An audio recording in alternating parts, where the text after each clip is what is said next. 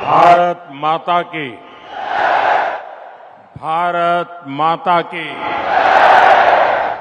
भारत माता की। हरियाणा के गवर्नर बंडारू दत्तात्रेय जी, यहां के कर्मठ मुख्यमंत्री श्री मनोहर लाल जी,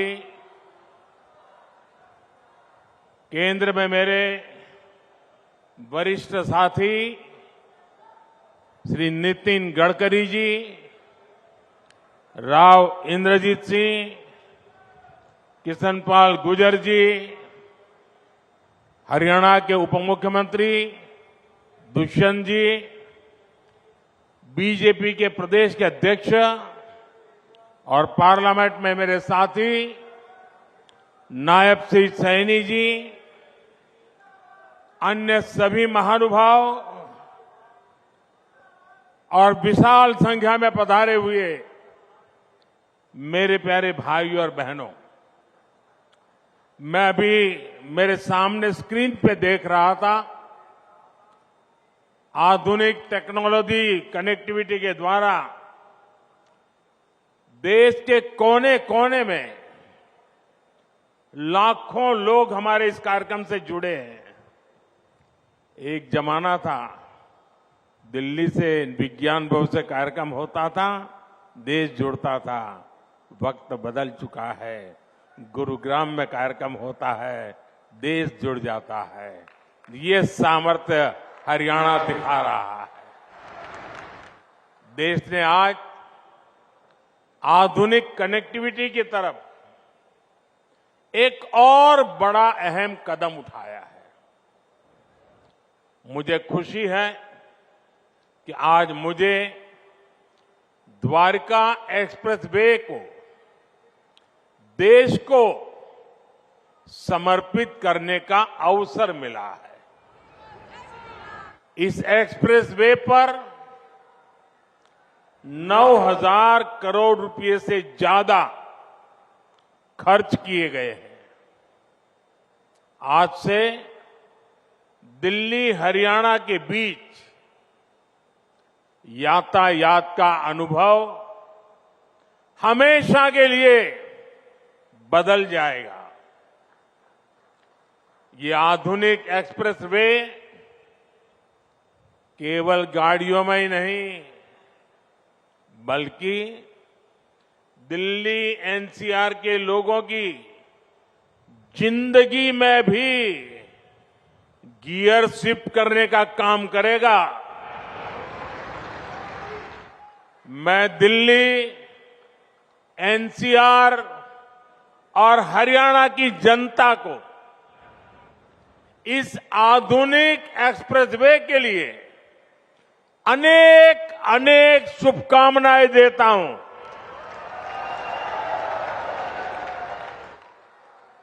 साथियों, पहले की सरकारें छोटी सी कोई योजना बनाकर छोटा सा कार्यक्रम करके उसकी डुगडुगी 5 साल तक पीटते रहते थे।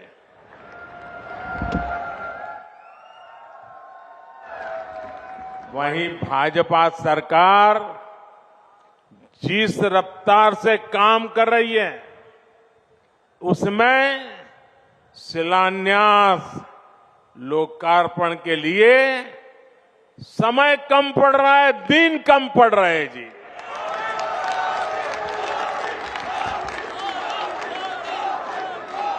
साल 2024 में ही, यहां के लोग तो ज्यादा समझदार है, आप सुनिए, 2024 में ही, यानी अभी 2024 का 3 महीना भी पूरा नहीं हुआ है, इतने कम समय में अब तक 10 लाख करोड़ रुपए की परियोजनाओं का या तो शिलान्यास किया है या तो लोकार्पण हो चुका है।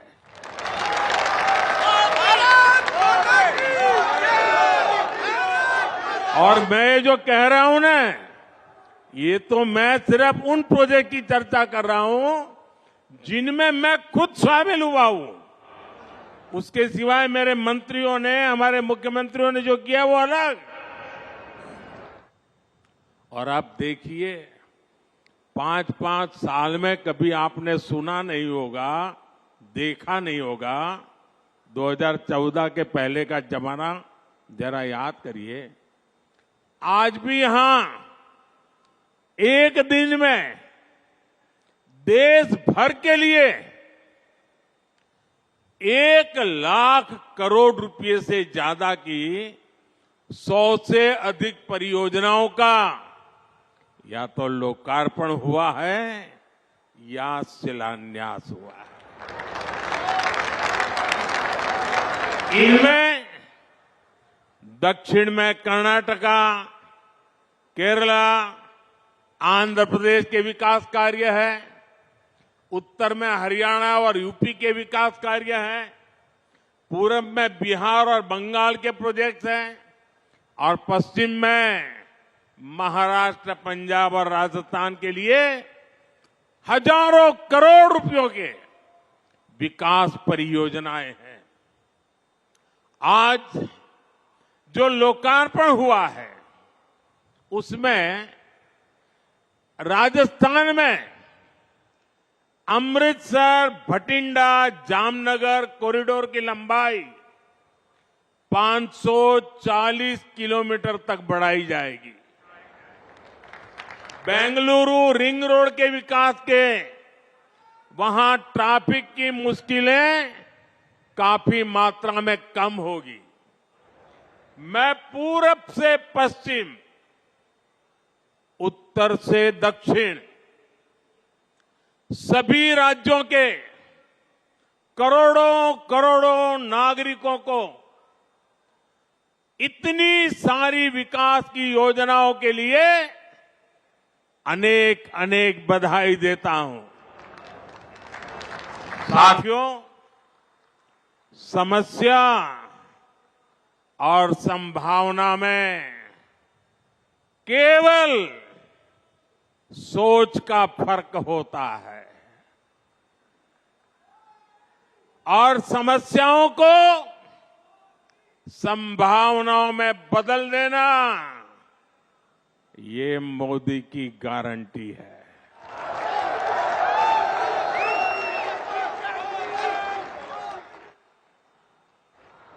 द्वारका एक्सप्रेसवे खुद इसका बहुत बड़ा उदाहरण है।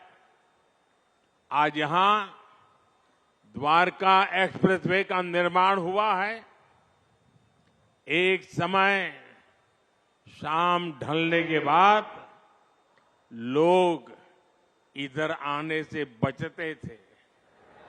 टैक्सी ड्राइवर भी मना कर देते थे कि इधर नहीं आना है।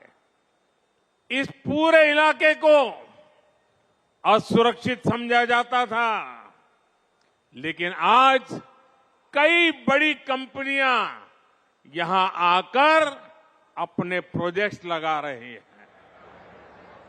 ये इलाका एनसीआर के सबसे तेजी से विकसित हो रहे इलाकों में शामिल हो रहा है। ये एक्सप्रेसवे दिल्ली में इंदिरा गांधी अंतर्राष्ट्रीय हवाई अड्डे तक कनेक्टिविटी को बेहतर बनाएगा। इससे एनसीआर का इंटीग्रेशन बेहतर होगा। यहां इकोनॉमिक एक्टिविटीज को गति मिलेगी। और साथियों, द्वारका एक्सप्रेसवे जब दिल्ली मुंबई एक्सप्रेसवे से जुड़ेगा तो एक नए अध्याय की शुरुआत होगी। पूरे पश्चिमी भारत में ये कॉरिडोर इंडस्ट्री और एक्सपोर्ट को एक नई एनर्जी देने का काम करेगा। इस एक्सप्रेसवे के निर्माण में हरियाणा सरकार और विशेषकर मुख्यमंत्री मनोहर लाल जी को उनकी जो तत्परता रही है, मैं आज इसकी भी सराहना करूंगा। हरियाणा के विकास के लिए जिस तरह मनोहर लाल जी दिन रात काम करते रहे हैं, उसने राज्य में आधुनिक इंफ्रास्ट्रक्चर का एक बड़ा नेटवर्क तैयार कर दिया है। और मनोहर लाल जी और मैं बहुत पुराने साथी हैं। दरी पर सोने का जमाना था, तब भी साथ काम करते थे। और मनोहर लाल जी के पास एक मोटरसाइकिल रहती थी, तो वो मोटरसाइकिल चलाते थे, मैं पीछे बैठता था, रोहतक से निकलता था और गुरुग्राम आकर के रुकता था। ये हमारा लगातार हरियाणा का भ्रमण मोटरसाइकिल पे हुआ करता था। और मुझे याद है उस समय गुरुग्राम में मोटरसाइकिल पर आते थे, रास्ते छोटे थे, इतनी दिक्कत होती थी। आज मुझे खुशी हो रही है कि हम भी साथ हैं और आपका भविष्य भी साथ है।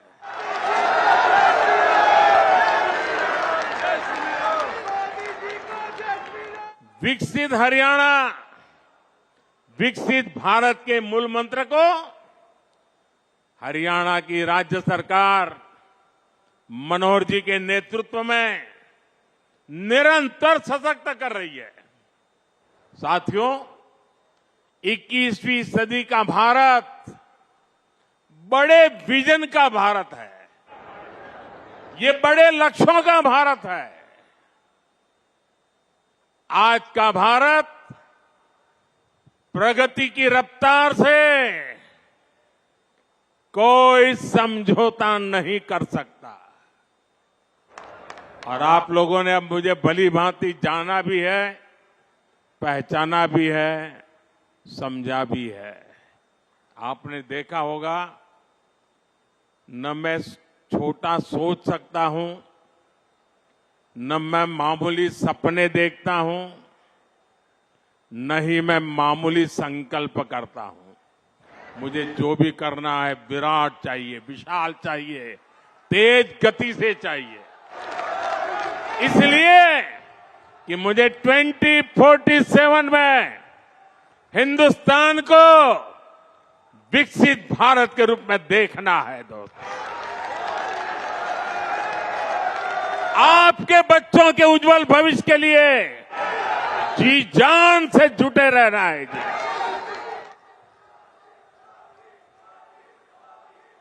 साथियों, इसी रफ्तार को बढ़ाने के लिए हमने दिल्ली एनसीआर में होलिस्टिक विजन के साथ इंफ्रास्ट्रक्चर डेवलपमेंट का काम शुरू किया। हमने बड़े प्रोजेक्ट्स को तय समय सीमा में पूरा करने का टारगेट रखा। ये द्वारका एक्सप्रेसवे हो, पेरिफेरल एक्सप्रेसवे का निर्माण हो, ईस्टर्न पेरिफेरल एक्सप्रेसवे हो, दिल्ली मेरठ एक्सप्रेसवे हो, ऐसे अनेक बड़े प्रोजेक्ट्स हमारी सरकार ने पूरे किए हैं। और कोविड के 2 साल के संकट के बीच देश को इतनी तेजी से हम आगे बढ़ा पाए हैं। दिल्ली एनसीआर में पिछले 10 वर्षों में 230 किलोमीटर से ज्यादा नई मेट्रो लाइनें शुरू हुई है। जेवर में इंटरनेशनल एयरपोर्ट के निर्माण का काम तेज गति से आगे बढ़ रहा है। डीएनडी सोहनास पर जैसी परियोजनाएं भी निर्माण के अंतिम चरण में है।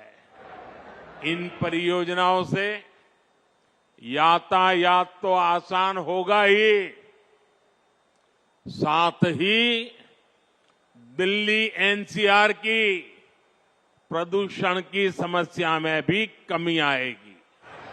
साथियों, विकसित होते भारत में आधुनिक इंफ्रास्ट्रक्चर का निर्माण और देश में कम होती गरीबी दोनों आपस में जुड़े हुए हैं।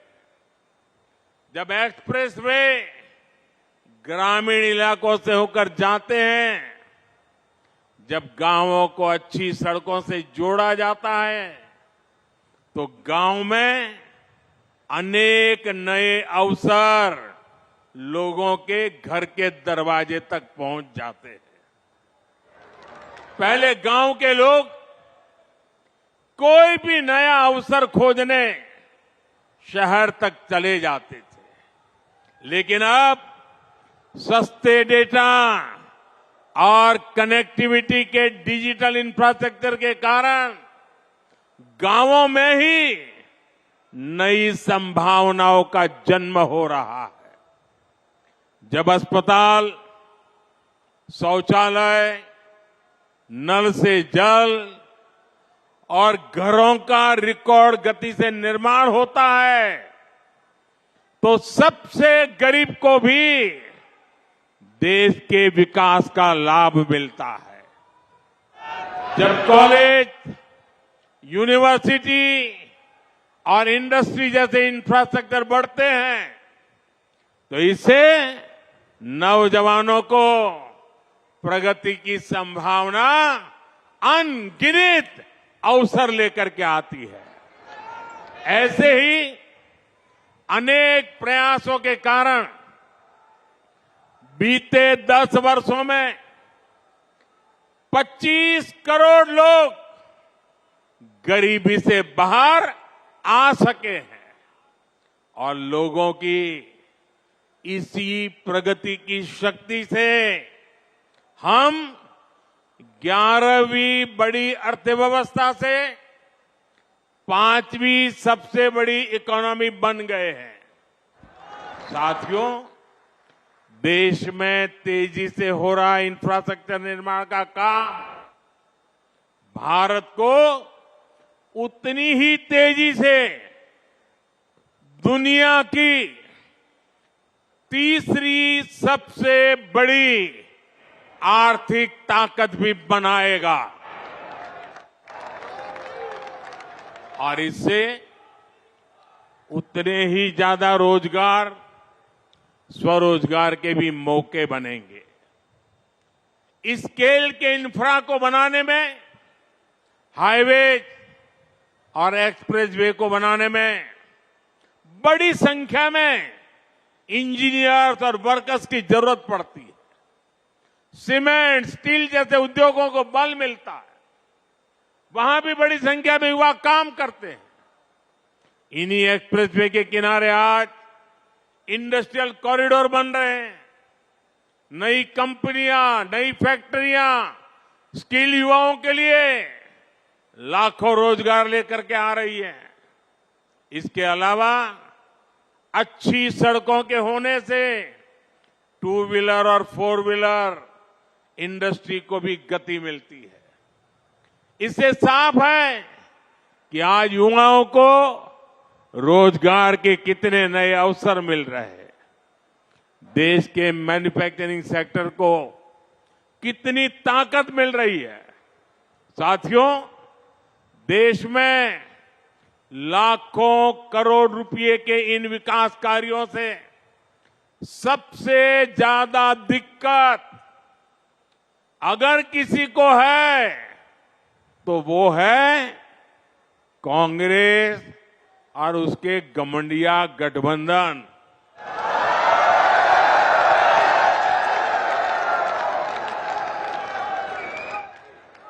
उनकी नींद हराम हो गई है। इतने सारे विकास के काम और वो एक की बात कर रहे हैं तो मोदी 10 और कर देता है। उनको समझ ही नहीं आ रहा है क्या इतनी तेजी से काम भी हो सकते हैं क्या। और इसलिए अब विकास के मुद्दों पर चर्चा करने की उनकी ताकत बची नहीं है। और इसलिए वो लोग कह रहे हैं कि मोदी चुनाव की वजह से लाखों करोड़ रुपयों के काम कर रहा है। 10 वर्षों में देश इतना बदल गया, लेकिन कांग्रेस और उसके दोस्तों का चश्मा नहीं बदला है। इनके चश्मे का नंबर अभी भी वही है, all negative, all negative. Negativity और केवल नेगेटिविटी यही कांग्रेस और इंडी गठबंधन वालों का चरित्र बन गया है। ये तो वो लोग हैं जो केवल चुनावी घोषणाओं की सरकार चलाते थे।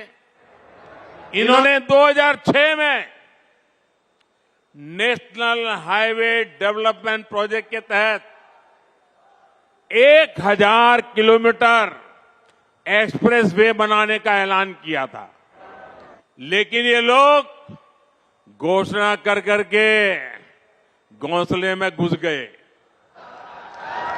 हाथ पर हाथ रख करके बैठे रहे।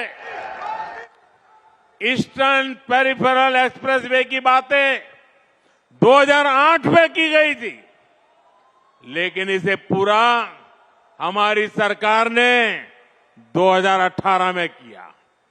द्वारका एक्सप्रेसवे और अर्बन एक्सटेंशन रोड का काम भी 20 वर्षों से लटका था। हमारी डबल इंजन की सरकार ने सभी मुद्दों को सुलझाया और हर प्रोजेक्ट को पूरा भी किया। आज हमारी सरकार जिस काम का शिलान्यास करती है, उसे समय पर पूरा करने के लिए भी उतनी ही मेहनत करती है। और तब हम ये नहीं देखते हैं कि चुनाव है या नहीं। आज आप देख लीजिए, देश के गांवों को लाखों किलोमीटर ऑप्टिक फाइबर केबल से जोड़ा गया है। चाहे चुनाव हो या न हो, आज देश के छोटे शहरों तक में एयरपोर्ट बनाए जा रहे हैं। चाहे चुनाव हो या न हो, आज देश के गांव-गांव तक सड़कों का निर्माण किया गया है। चाहे चुनाव हो या न हो, हम टैक्स पेयर के एक एक पैसे की कीमत जानते हैं और यही कारण है कि हमने योजनाओं को तय बजट और तय समय में पूरा किया है। पहले इंफ्रास्ट्रक्चर की घोषणा चुनाव जीतने के लिए होती थी, अब चुनाव में इंफ्रास्ट्रक्चर के काम पूरे होने की बात होती है। यही नया भारत है। पहले डिले होते थे, अब डिलीवरी होती है। पहले विलंब होता था, अब विकास होता है। आज हम देश में 9000 किलोमीटर हाई स्पीड कॉरिडोर बनाने पर फोकस कर रहे हैं। इसमें से करीब 4000 किलोमीटर हाई स्पीड कॉरिडोर बनकर तैयार हो चुका है। 2014 तक सिर्फ 5 शहरों में मेट्रो की सुविधा थी, आज 21 शहरों में मेट्रो की सुविधा है। इन कामों के पीछे लंबी प्लानिंग लगती है, दिन रात की मेहनत लगती है। ये काम विकास के विजन से होते हैं। ये काम तब होते हैं जब नीयत सही होती है।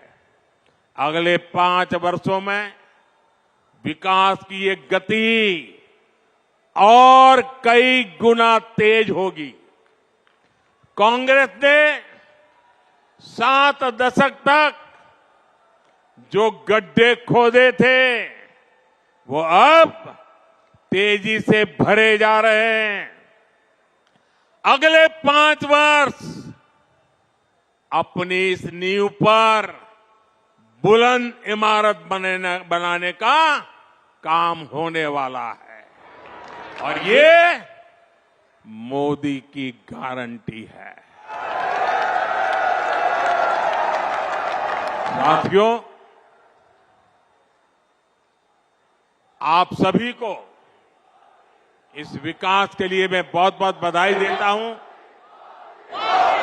आप मेरा सपना है 2047 तक हमारा देश विकसित होकर रहना चाहिए। आप सहमत हैं? देश विकसित होना चाहिए कि नहीं होना चाहिए? क्या हमारा हरियाणा विकसित होना चाहिए? ये हमारा गुरुग्राम विकसित होना चाहिए? ये हमारा मानेसर विकसित होना चाहिए? हिंदुस्तान का कोना कोना विकसित होना चाहिए? हिंदुस्तान का गांव गांव विकसित होना चाहिए? तो विकास के उस उत्सव के लिए आइए मेरे साथ अपने मोबाइल फोन बाहर निकालिए, अपने मोबाइल फोन की फ्लैश लाइट चालू कीजिए और ये विकास के उत्सव को इनवाइट कीजिए। आप चारों तरफ मंच पर भी मोबाइल फोन वाले जरा चारों तरफ जिन जिन के पास मोबाइल है हर एक के मोबाइल फोन का फ्लैश लाइट चले। इस विकास का उत्सव है, ये विकास का संकल्प है, ये आपकी भावी पीढ़ी के उज्जवल भविष्य के लिए मेहनत करने का संकल्प है, जी जान से जुटने का संकल्प है। मेरे साथ बोलिए भारत माता की, भारत माता की, भारत माता की। बहुत बहुत धन्यवाद।